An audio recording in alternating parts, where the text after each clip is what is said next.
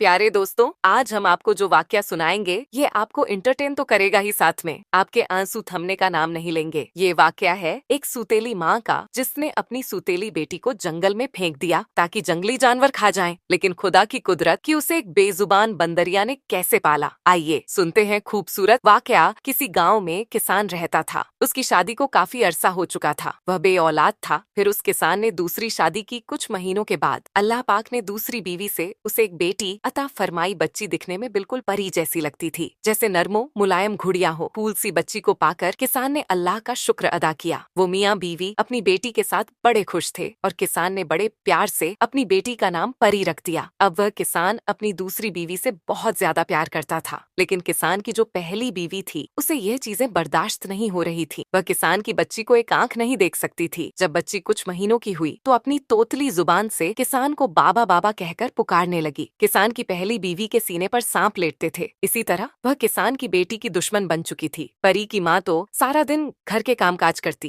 लेकिन किसान की पहली बीवी किसान के साथ खेतों में काम करवाया करती थी। एक दिन किसान की बीवी खेतों से कुछ सब्जियां तोड़ने जा रही थी। फिर उसने सोचा आज परी तो घर पर अकेली है, क्योंकि उसकी माँ दुकान से कुछ सौदा सलफ लेने के लिए गई हुई थी। किसान की पहली बीवी ने इसी बात का फायदा उठाया और परी को अपनी गोद में उठाकर खेतों में साथ ले गई। अब वह सोचने लगी, मैं इस लड़की को खेतों में ही छोड़कर चली जाऊंगी ताकि इसे जंगली जानवर खा जाएं और मेरी जान को इस लड़की से छुटकारा मिल जाए। अब वह चलते चलते अपनी खेतों से भी काफी आगे एक जंगल में चली गई और उसने बच्ची को अपनी गोद से जमीन पर फेंक दिया और फौरन से वापसी की तैयारी पकड़ी। उस जालिम औरत के दिल में जरा रहम न आया और वहां से चली गई। अब वह मासूम बच्ची झाड़ियों में इधर उधर भिड़ने लगी। अभी वह इतना चल नहीं पाती थी क्योंकि वह बहुत छोटी बच्ची थी। प्यारे दोस्तों, कहते हैं ना, बच्चा बादशाह होता है। इसी तरह उस मासूम बच्ची को भी अपने नफे नुकसान का कोई पता नहीं था। वह बच्ची रोती रोती उसी जंगल में सो गई। जब उस बच्ची की आंख खुली तो वह बाबा बाबा कहकर अपने किसान बाप को पुकारने लगी और भूख से बिलबिला नहीं लगी और उठकर चलने लगी। चलते चलते वह एक घने जंगल में जा पहुंची, जहां एक दरख्त पर एक बंदरिया अपने बच्चों के साथ रहती थी और उसी दरख्त की दूसरी साइड एक छोटी सी कुटिया बनी हुई थी, जिसमें एक बुजुर्ग रहते थे। इस वक्त वह बुजुर्ग कहीं दूर दराज इबादत के लिए निकले हुए थे और वह बंदरिया भी उसी अल्लाह वाले के पास रहती थी। अल्लाह वाले उस बंदरिया का बहुत ख्याल रखते थे। जब उस बंदरिया ने छोटी सी मासूम बच्ची के रोने की आवाज सुनी तो बच्ची को उसने जल्दी से गोद में उठा लिया, लेकिन वह बच्ची माँ माँ पुकार कर रोने लगी। तो उस बंदरिया ने जल्दी से दरख्त के कुछ फल तोड़े और उनका रस निकालकर उस बच्ची को पिलाने लगी। बच्ची रस पीने से थोड़ा सुकून महसूस करने लगी। वो बंदरिया बच्ची से बहुत प्यार करने लगी। कभी उसकी जुएं निकालती, कभी उसकी गालों पर हाथ फेरती थी, बिल्कुल वैसे जैसे एक माँ अपने बच्चे से प्यार करती है। बच्ची को भी माँ जैसी गोद का सुकून मिलने लगा और बंदरिया की गोद में सो गई। उस बंदरिया ने काफी दिनों तक उस बच्ची का ऐसे ही ख्याल रखा। उसकी भूख प्यास हर चीज का एक माँ की तरह ही ख्याल रख रही थी। अल्लाह वाले बुजुर्ग जब अपनी इबादत करके वापस अपनी कुटिया में आए तो अचानक उन्होंने देखा बंदरिया की गोद में इंसानी बच्ची है। अल्लाह वाले सोच में पड़ गए। अल्लाह वाले ने फौरन उस बंदरिया से बच्ची को अपनी गोद में लिया और अपनी कुटिया में चले गए और उस बच्ची से उसका नाम पूछने लगे, लेकिन बच्ची तो अभी बहुत छोटी थी और वह इतना बोल नहीं पाती थी। अल्लाह वाले सोचने लगे, पता नहीं यह किसकी बच्ची है और कहाँ से आई है। फिर अल्लाह वाले प्यार से उस बच्ची का ख्याल रखने लगे। उस अल्लाह वाले बुजुर्ग ने उस बच्ची का नाम उजाला रखा, क्योंकि वह बच्ची रुई की तरह सफेद थी। अब वो बच्ची कुटिया से बाहर निकलकर हर रोज उस बंदरिया के बच्चों के साथ खेलती थी। बंदरिया सुबह शाम उस इंसानी बच्ची की बड़ी हिफाजत करती थी। वो बंदरिया अल्लाह वाले का ख्याल तो रखती थी, अब वो इंसानी बच्ची का भी बहुत ख्याल रखती थी। कभी उसे फलों का रस पिलाती तो कभी उसे गाय का दूध पिला देती, क्योंकि अल्लाह वाले ने एक गाय भी पाल रखी थी। जब वो बच्ची 6 साल की हो गई तो वो अल्लाह वाले बुजुर्ग को बाबा बाबा कहकर पुकारने लगी और इस बंदरिया को ही अपनी माँ समझती थी, क्योंकि वह बच्ची उन बंदरिया के बच्चों में ही तो पली थी। अल्लाह वाले जब नमाज पढ़ते तो वह बच्ची नमाज पढ़ती, जब वह कुरान पढ़ते तो वह बच्ची कुरान पढ़ती। अल्लाह वाले ने उस बच्ची को बहुत अच्छी तरबियत दी थी। अब वह बच्ची 15 साल की हो चुकी थी। उजाला पहले से भी ज्यादा खूबसूरत हो गई थी और जंगल के जानवर परिंदे और वह बंदरिया ही उसके दोस्त थे। वह बंदरिया उजाला को सूखी लकड़ियाँ जंगल से इकट्ठी करके ला कर देती और वह अल्लाह वाले बुजुर्ग और खुद के लिए और बंदरिया के लिए खाना बनाती। एक दिन वह अल्लाह वाले बुजुर्ग उजाला उजाला से कहने लगे, बेटी मुझे दूसरे शहर में तबलीग के लिए जाना पड़ेगा। मैंने तुम्हारे लिए इस कुटिया में हर चीज का बंदोबस्त कर दिया। तुम्हें कहीं भी बाहर जाने की जरूरत नहीं और ये बंदरिया तुम्हारे साथ होगी। इसको तेरी हिफाजत के लिए छोड़ के जाता हूँ। ये बंदरिया तुम्हें जंगल से लकड़ियाँ लाकर दिया करेगी और नदी से पानी भी यही लाकर देगी। बस तुम इस कुटिया के अंदर ही खाना बनाना और खाना बाहर बिल्कुल ना निकलना। फिर अल्लाह वाले बुजुर्ग उजाला के सर पर शफकत से हाथ फेर कर वहाँ से चले गए। अब उजाला और बंदरिया ही उस कुटिया में रह गए थे। उजाला अब अल्लाह वाले की तरह ही कुटिया में बैठकर इबादत करती और इर्द गिर्द बंदरिया के बच्चे और बंदरिया बैठकर उसकी तिलावत सुनते। शाम को जब उजाला ने खाना बनाया तो नमाज का वक्त हो गया था। खाना बनाते साथ ही उजाला नमाज पढ़ने लगी तो पीछे से बंदरिया के एक बच्चे ने सारा खाना खराब कर दिया। जब उजाला नमाज से फारिग हुई तो उस बच्चे को कहने लगी, तुम बड़े खराब हो, सारा खाना अकेले खा गए दूसरों का, तुम्हें ख्याल नहीं आया। उजाला ने उसे हल्का सा थप्पड़ लगाया तो बंदरिया के बच्चे को गुस्सा आ गया तो उस बंदरिया के बच्चे ने चूल्हे की आग में पानी फेंक कर आग को बुझा दिया। उजाला ने यह सब देखा तो परेशान हो गई और सोचने लगी, मुझे आग जलाने में बड़ी मुश्किल होती है, अब मैं कैसे आग जलाऊंगा। करते करते सारा दिन गुजर गया। उजाला खुद भी भूखी रही और वह बंदरिया और उसके बाकी बच्चों ने भी कुछ न खाया। अब वह बंदरिया का बच्चा बड़ा पछता रहा था कि मैंने आग क्यों बुझाई, इसी वजह से हम सबको भूखा रहना पड़ा। आखिरकार उजाला झोपड़ी से बाहर निकल आई। उसे झोपड़ी के बाहर धुआं उठता दिखाई दिया तो वह उस धुएं के पीछे चल पड़ी। चलते चलते वह कच्ची झोपड़ी के पास आ गई जहाँ से धुआं निकल रहा था। उस कच्ची झोपड़ी के अंदर एक हिंदू बुढ़िया दूध गर्म कर रही थी। बुढ़िया का एक बेटा भी था जो कि बड़ा आदमखोर था। उसको इंसान की खुशबू आते ही फौरन पता चल जाता था। जब उस बुढ़िया ने उजाला को देखा तो उसके मुंह में भी पानी आ गया और ख्यालों में उजाला को खाने के मजे लेने लगी और सोचने लगी, काश इस वक्त मेरा बेटा घर पर मौजूद होता तो इंसानी लड़की को कभी न जाने देता। अब इसने प्लान बनाया, जब तक मेरा बेटा नहीं आता मैं इस लड़की को बातों में लगाकर इधर ही रोके रखूंगी। फिर वो बुढ़िया उजाला से कहने लगी, आओ बेटी, कैसे आना हुआ, तुम कौन हो और कहाँ से आई हो। उजाला कहने लगी, मैं अपने बाबा की लाडली हूँ जो कि बहुत ही नेक हैं। इस वक्त वह साथ वाले गांव में तबलीग के लिए गए हुए हैं और मैं घर पर अकेली हूँ। बंदरिया के शरारती बच्चे ने चूल्हे से आग बुझा दी। आप मुझे थोड़ी सी आग दे दें ताकि हम अपना खाना बना सकें। वो बुढ़िया कहने लगी, बेटी आग तो तुम्हें मिल जाएगी लेकिन बदले में तुझे मेरा भी एक काम करना होगा। मैं बूढ़ी औरत हूँ और मुझसे घर का काम बहुत मुश्किल से होता है। मेरा बेटा आने वाला है, उसे बहुत भूख लगी होगी। दूसरी साइड गंदम पड़ी है, तुम चक्की में पीसकर उसका आटा बना दो। उजाला ने जल्दी से गंदम पीस दी और बुढ़िया के पास आई और कहने लगी, अम्मा मैंने आटा पीस दिया है, अब जल्दी से मुझे आग दे दो ताकि मैं अपने घर चली जाऊँ। बुढ़िया कहने लगी, मेरी बच्ची तुम कितनी अच्छी हो और देखो ना मेरा घर कितना गंदा हो रहा है और देखो ना मेरी तो हड्डियों में इतनी जान नहीं कि मैं काम कर सक। तुम तो जवान जहान हो, मेरे घर की थोड़ी सफाई कर दो। उजाला ने फौरन से झाड़ू पकड़ा और जल्दी से पूरे घर की सफाई कर दी। लेकिन वह बुढ़िया बार बार बाहर का रास्ता देख रही थी और दिल ही दिल में सोच रही थी, आखिर मेरा बेटा आज जल्दी घर क्यों नहीं आ रहा, पता नहीं क्यों वह आज देर कर रहा है। अब मैं और कितने बहाने इस लड़की के आगे लगाऊं। इतनी देर में उजाला फिर बुढ़िया के पास आई और कहने लगी, अम्मा मैंने तुम्हारे घर के सारे काम कर दिए, अब तो मुझे आग दे दो ताकि मैं अपने घर चली जाऊं। बुढ़िया कहने लगी, बेटी वाकई तूने तो सारा काम कर दिया, बस मेरा एक और काम कर दो, साथ वाले कुएं से मुझे थोड़ा पानी ला दो। उजाला ने जल्दी से घड़ा पकड़ा और नदी से पानी ले आई। अब बुढ़िया से कहने लगी, अम्मा अब तो मैं घर जाकर ही रहूंगी क्योंकि मुझे बहुत देर हो गई है, आपने मुझे आग नहीं देनी तो ना दे। बुढ़िया कहने लगी, कैसी बातें कर रही हो बेटी, तुम तो बहुत अच्छी हो, ये लो आग और ले जाओ और एक मुट्ठी गंदम भी जाते हुए ले जाना, जहाँ जहाँ से तुम गुजर कर जाओगी वहाँ वहाँ ये गंदम बखेड़ा कर देना। उजाला ने फिर ऐसा ही किया। चलते चलते वह रास्ते में गंदम बखेड़ा तक आ गई। अब उजाला ने जल्दी से आग जलाई और झट से खाना बना लिया। सबसे पहले उसने बंदरिया और उसके बच्चों को खाना दिया, इसके बाद उसने खुद खाना खाया। उजाला को घर आए हुए कुछ ही देर हुई थी। इधर उस बुढ़िया का आदमखोर बेटा भी घर आ गया। बुढ़िया फौरन अपने बेटे को डांटने लगी और कहने लगी, आज तुम कहाँ चले गए थे, इतनी देर लगा दी, इतना अच्छा खासा शिकार हमारे घर पर खुद चलकर आया था और तेरी वजह से मैंने वो गवा दिया। अब तुम्हें एक ही तरह से उस लड़की का शिकार मिल सकता है, जहाँ जहाँ यह गंदम के दाने बिखरे हुए हैं उन्हीं के पीछे पीछे तुम चले जाओ। अब बुढ़िया का आदमखोर बेटा गंदम के दानों के पीछे पीछे चलने लगा। वह गंदम के दाने एक दरख्त के पास ही खत्म हो गए। उसने अब इधर उधर नजर दौड़ाई तो उसे कुठिया नजर आई। उसने कुठिया का दरवाजा जोर से खटखटाया और कहने लगा,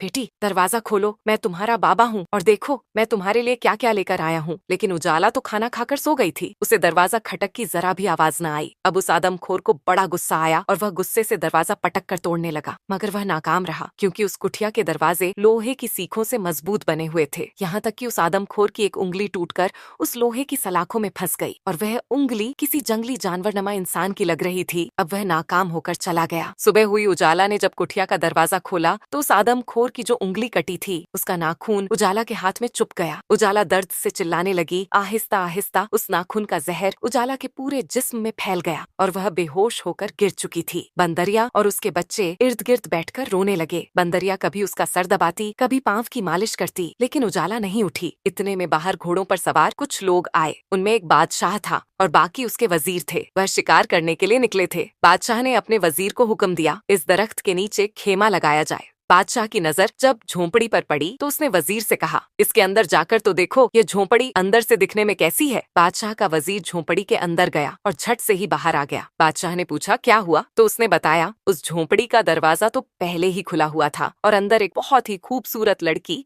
बेहोश पड़ी हुई है। उसके पास एक बंदरिया बैठी हुई है जो कि रो रही है। बादशाह यह सुनकर बड़ा हैरान हुआ और उसको दिलचस्पी हुई कि मैं खुद अंदर जाकर देखूं आखिर यह मामला क्या है। बादशाह ने वजीर को हुक्म दिया, उस लड़की को झोपड़ी से बाहर निकाला जाए। जब उस लड़की को बाहर निकाला गया तो बादशाह ने लड़की की नब्ज पकड़कर देखा तो उसे पता चला लड़की की नब्ज तो चल रही है और लड़की है भी बहुत खूबसूरत। फिर बादशाह की निगाह उस लड़की की हथेली पर पड़ी तो उसने देखा उसके हाथ में एक खतरनाक नाखून चुभा हुआ था। जैसे ही उस लड़की की हथेली से नाखून को निकाला गया तो वह लड़की फौरन से उठकर बैठ गई। बादशाह ने कहा, मैं इस मुल्क का बादशाह हूँ और मैंने तुम्हारी जान बचाई है। बादशाह बोला, अब तुम बताओ तुम कौन हो और यहाँ पर अकेली क्यों रहती हो और इस बंदरिया से तुम्हारा क्या रिश्ता है। ये तुम्हारे लिए बड़ा रो रही थी। लड़की बोली, मैं अकेली कहाँ हूँ, मैं एक अल्लाह वाले बुजुर्ग की बेटी हूँ और यह बंदरिया मेरे बचपन की साथी है। मेरे बाबा तबलीग पर गए हुए हैं, बहुत जल्द वापस आ जाएंगे। बादशाह कहने लगा, तुम तो हद से ज्यादा खूबसूरत हो, अगर तुम चाहो तो तुझे मैं अपने महल ले जा सकता हूँ और तुम्हारे बाबा को भी हम उधर ही बुला लेंगे और इस बंदरिया के लिए भी शानदार कुटिया का इंतजाम कर देंगे। बस तुम मेरे साथ चलो, क्योंकि एक लड़की का जंगल में अकेले रहना मुनासिब बात नहीं। उजाला मान गई। जब बादशाह उजाला और उसके साथी बंदरिया को लेकर महल में पहुंचे तो बादशाह की माँ कहने लगी, बेटा तुम इस लड़की को किस रिश्ते से यहाँ लेकर आए हो, ऐसे तो लोग बातें करेंगे। तुम ऐसा करो, इससे निकाह कर लो और इस लड़की की हिफाजत भी हो जाएगी। फिर चंद ही दिनों में उजाला के साथ बादशाह ने निकाह कर लिया।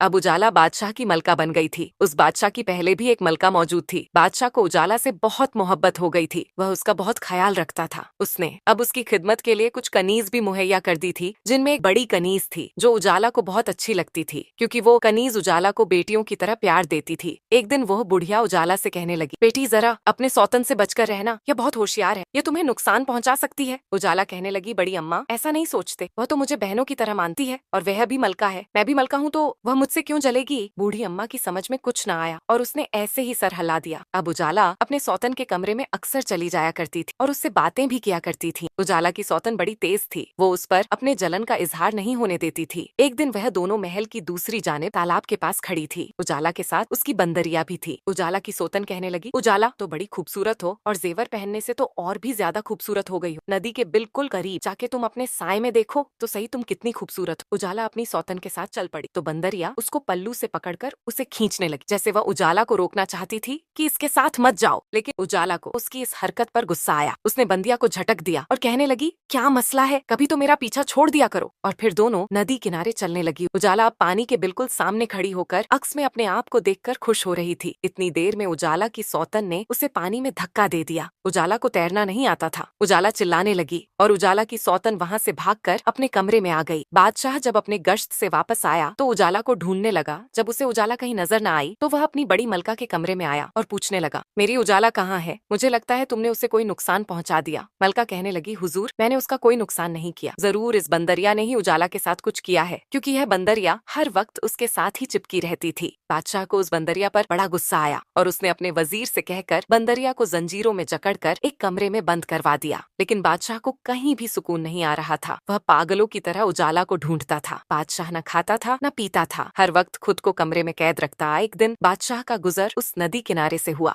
तो उस नदी में एक सूरजमुखी का फूल उगा हुआ था। बादशाह की नजर जब फूल पर पड़ी तो उसको उसमें भी उजाला का चेहरा नजर आ रहा था। जब बादशाह उस फूल के करीब गया तो उस फूल ने झुककर बादशाह को सलाम किया। बादशाह फूल से कहने लगा, तुम मुझे मेरी उजाला की याद दिला रहे हो, वह भी तुम्हारी तरह ही खूबसूरत और नाजुक थी, पता नहीं कहाँ चली गई है। अब बादशाह अपना दिल लगाने के लिए अक्सर उस नदी के पास बैठ जाता और उस फूल से बातें करता। बड़ी मलका को जब यह शक हुआ तो वह एक बार फिर से हसद में आ गई। उसने एक गुलाम को बुलाकर हुक्म दिया, जो नदी के बीच बड़ा सा फूल उगा है उसे तुम जड़ से काट डालो। गुलाम ने बिल्कुल ऐसा ही किया। जब बादशाह दूसरे दिन नदी किनारे पहुंचा तो उसे फूल नजर न आया, क्योंकि वह फूल माली ने जड़ों से निकालकर एक तरफ फेंक दिया था। लेकिन उन्हीं जड़ों से दोबारा एक पौधा उगाया था जो बड़ा दरख्त बन चुका था और उस पर छोटे छोटे खूबसूरत फूल लगे हुए थे। फिर अचानक उस दरख्त पर एक बहुत बड़ा सेब लग गया जो आम सेबों की निस्बत बहुत बड़ा था। लोग दूर दूर से उस सेब को देखने आते मगर उसको कोई तोड़ नहीं सकता था क्योंकि वह बादशाह के इलाके में लगा था। इधर किसान ने अपनी पहली बीवी को घर से निकाल दिया था। किसान और उसकी बीवी ने बड़े प्यार से अपनी बेटी का नाम परी रखा था तो वह परी की याद में हर वक्त रोते थे। अब उनको अल्लाह ताला ने बेटे से भी नवाजा था फिर भी उनको परी की बहुत याद आती थी। एक दिन किसान की बीवी खेतों में जा रही थी, थकावट का शिकार हुई तो उसने सोचा इस दरख्त के नीचे लेटकर थोड़ा आराम कर लेती। किसान की बीवी के हाथ में जो टोकरी थी उसने एक साइड पर रखी और वहाँ पर लेट गई। जब उसकी आंख लगी तो वह बड़ा सा सेब टूटकर उस टोकरी में गिर गया। जब वह उठी तो परेशान हो गई। वह सोचने लगी, या खुदा अब मैं क्या करूँ? अगर किसी ने देख लिया सेब टोकरी में गिरा पड़ा है तो वह मुझे चोर समझेंगे और बादशाह मुझे कैद करवा देगा। अब उसने सोचा मैं फौरन से घर चली जाती हूँ। उसने टोकरी वैसे ही उठाई और अपने दुपट्टे के पल्लू से ढककर फौरन घर आ गई और अपने शौहर से कहने लगी, आज मैं आपको बताऊं कि मुझे क्या मिला है? तो किसान बोला, हाँ बताओ क्या लेकर आई हो? फिर किसान की बीवी ने सारा माजरा किसान को बताया और फौरन से टोकरी पर से कपड़ा हटाया तो वहाँ पर सेब मौजूद नहीं था बल्कि सेब की जगह पर एक नन्ही मुन्नी बच्ची थी। वह दोनों मियाँ बीवी बड़े खुश हुए और किसान की बीवी ने जल्दी जल्दी बच्ची को टोकरी से निकाला और कहने लगी, इतनी खूबसूरत बच्ची है, मैं इसकी जरूर परवरिश करूंगी। जब उसने बच्ची को उठाकर एक जगह बिठाया वह देखते ही देखते एक जवान लड़की बन गई। इधर अल्लाह वाला तबलीग से फारिग होकर कुटिया में आया तो देखा ना वहाँ पर उजाला थी और ना ही उसकी बंदरिया मौजूद थी। अल्लाह वाले बुजुर्ग पागलों की तरह पूरे जंगल में अपनी उजाला को ढूंढने लगे क्योंकि उन्होंने उजाला को बड़े लाड और प्यार से पाला था लेकिन उजाला उनको कहीं नजर न आई। फिर वह बुजुर्ग अपनी बेटी को तलाश करते करते बादशाह के महल में पहुँच गए। बादशाह की नजर जब अल्लाह वाले पर पड़ी तो बादशाह फौरन उठक खड़ा हो गया और कहने लगा, अल्लाह वाले बुजुर्ग फरमाइए आप मुझ नाचीज से कैसे मिलने आए? अल्लाह वाले बुजुर्ग ने सारा माजरा सुनाया कि ऐसे में अपनी बेटी को जंगल में एक बंदरिया की हिफाजत में छोड़कर खुद तबलीग के लिए चला गया था लेकिन जब वापस आया हूँ तो मेरी बेटी वहाँ मौजूद नहीं थी। बादशाह यह सुनकर फौरन ठिठक कर रह गया क्योंकि उसे मालूम हो चुका था उसकी उजाला इस बुजुर्ग की ही बेटी थी। फिर बादशाह ने अल्लाह वाले को अपना सारा वाकया सुनाया तो अल्लाह वाले हैरान हो गए और कहने लगे, मेरी बेटी उजाला मर नहीं सकती क्योंकि मैंने उसे ऐसी ऐसी इबादत सिखाई थी वह बच्ची अपनी खुद की हिफाजत कर सके और कोई शैतानी ताकत उसे नुकसान ना पहुंचा सके। अगर कोई नुकसान पहुंचाने में कामयाब हो भी गया तो मेरी बेटी फिर भी बचकर सामने आ जाएगी किसी सी दरख्त की सूरत में या फिर किसी फल की सूरत में क्योंकि जब तक अल्लाह का हुक्म ना हो कोई भी मेरी बेटी को मार नहीं सकता। बादशाह ने फिर खुलकर अल्लाह वाले को की हकीकत बताई, वह मेरी बीवी है और मैं उसे अपनी मलका बना चुका हूँ और अब वह मुझसे बिछड़ चुकी है। अल्लाह वाले ने बादशाह से कहा, पता नहीं मेरी बेटी की किस्मत में लिखा ही कुछ ऐसा है। पहले तो वह अपने माँ बाप से बिछड़ी और जवान होने के बाद जहाँ उसने आंखें खोली वहाँ अपने बाबा से बिछड़ गई, अब अपने शौहर से बिछड़ गई। अब मेरा मालिक ही जानता है इसमें उस बच्ची की क्या भलाई है। बादशाह ने अल्लाह वाले को एक कमरा दिया जहाँ या अल्लाह वाले बैठकर अपनी इबादत कर सके। अल्लाह वाले ने एक तरफ नजर दौड़ाई तो वहाँ पर बंदरिया कैद थी और रो रही थी। अल्लाह वाले ने बादशाह से कहकर फौरन उस बंदरिया को आजाद करवाया। वह बंदरिया आजाद होते ही बादशाह को लिबास से खींचने लगी तो बादशाह को बंदरिया पर गुस्सा आया लेकिन अल्लाह वाले ने कहा, ये बेजुबान तुझे कुछ बताना चाह रही है। फिर वह बंदरिया बादशाह को कपड़ों से खींचते खींचते किसान के दरवाजे के पास ले गई। किसान के दरवाजे के पास पानी का एक कुआं था जहाँ पर एक लड़की पानी भर रही थी। बादशाह ने गौर से देखा तो उसे वो लड़की उजाला जैसी लगी। जब बादशाह लड़की के करीब पहुँचा तो इतनी देर तक वह घर के अंदर जा चुकी थी। बादशाह के पास ही खड़ी बंदरिया किसान का दरवाजा पटकने लगी। इतने में किसान की बीवी ने आकर दरवाजा खोला तो बादशाह ने कहा, अभी अभी जो लड़की अंदर गई है वह मेरी बीवी है। किसान की बीवी बोली, बादशाह सलामत, कहाँ आप और कहाँ हम गरीब लोग, यह मेरी बेटी है, आपकी बीवी कहाँ से हो गई? बादशाह मायूसी से वापस लौटने लगा लेकिन बंदरिया फौरन किसान के घर में घुस गई। जब उसने अंदर जाकर देखा तो उजाला एक कमरे में बैठी हुई थी। उजाला ने फौरन बंदिया को पहचान लिया और गले लगाकर खूब रोई और किसान की बीवी को यानी उजाला ने अपनी माँ को सारा वाकया सुनाया। मेरी माँ घर के कामकाज करती थी और मेरी दूसरी माँ खेतों पे काम करती थी। एक दिन मेरी सुतली माँ ने मुझे वो उठाया और मुझे ले जाकर जंगल में फेंक दिया और मुझे पलट कर भी ना देखा। मैं रोती रही, बिलक रही, इधर उधर भटकती रही और भूखी प्यासी थी। फिर मुझे इसी बंदरिया ने सहारा दिया और माँ बनकर पाला। मुझे फूलों के रस निकाल निकाल कर पिलाती रही और मेरा पेट भरती रही। फिर मेरे पास एक अल्लाह वाले बुजुर्ग आए जिनका चेहरा बहुत ही नूरानी था। वह मुझे उठाकर अपनी कुटिया में ले गए और बाप बनकर मुझे पालने लगे और यह बंदरिया भी उसी अल्लाह वाले की थी। अब वह अल्लाह वाले मेरे बाबा भी मुझे ढूंढ रहे होंगे क्योंकि वह मुझे घर पर छोड़कर खुद तबलीग पर गए थे और मुझे अपने बाबा की बहुत याद सताती है। जब मेरे साथ जंगल में हादसा हुआ तो बादशाह सलामत ने मेरी जान बचाई। रोशनी की माँ बोली, इसका मतलब कि बादशाह सलामत ठीक ही बोल रहे थे, तुम उसी की मलका हो और मेरी बेटी हो। किसान की बीवी बीवी अपनी बेटी को गले लगाकर खूब रोई और कहने लगी, बेटा क्या तुम अब महल जाना चाहती हो? उजाला बोली, अम्मा अब अगर बादशाह को यह पता चल गया मैं मामूली से किसान की बेटी हूँ तो क्या वह मुझे दोबारा अपनी मलका बनाकर रखेगा? इतनी बात कही थी कि बाहर दरवाजे पर दस्तक हुई। जब दरवाजा खोला गया तो वही अल्लाह वाले बुजुर्ग थे और उनके साथ ही बादशाह सलामत भी खड़ा था। जब रोशनी की नजर